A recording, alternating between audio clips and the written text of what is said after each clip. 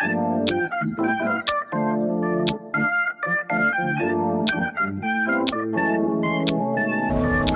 best thing for me about distance learning is that I don't have to be rushed for everything and be ready for school. The hardest thing for me about distance learning is that I can't see my friends. I always loved at lunch to go to the orchestra room and eat with my friends, and after go play wall ball with my other friends. I looked forward each day to being with my friends because they helped me and made me laugh a lot. I have 2 tips for distance learning.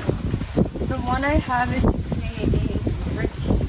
I say this because even though you aren't in a school building, you still have to keep a routine like it. You have to wake up a certain time and do things so you still stay productive and have energy. The second tip I have is not to be lazy. This is a big tip because most students will think that since they're not in actual school, they don't have to do all the work, but that's not true. You still have to do every bit of work and everything still will be graded. Once my friend said that since we are in distance learning, he's not going to do his homework. I told him to do it anyways, but he refused. Then we had a quiz and he was not prepared because the quiz had new topics that he never learned since he didn't do the homework. So I would say most of all, not to be lazy.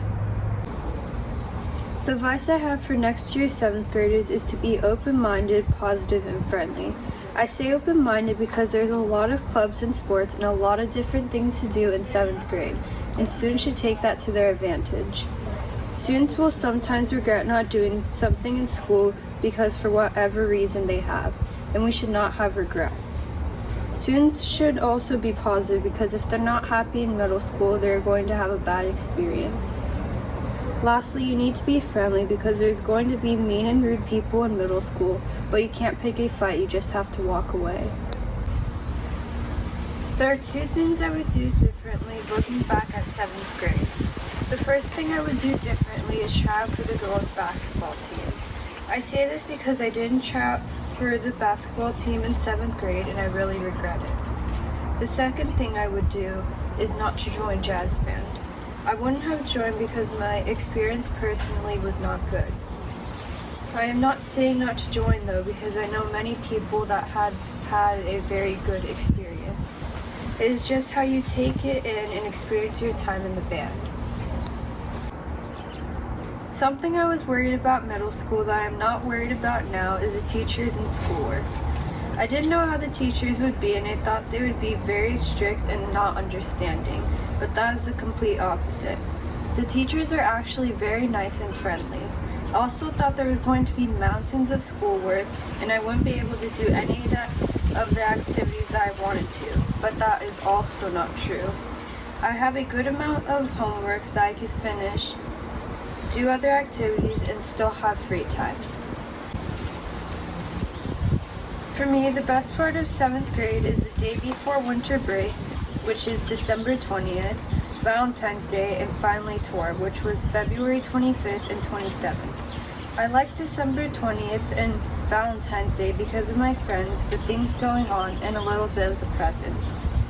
I like tour because I was able to see my old elementary school and see my old teachers.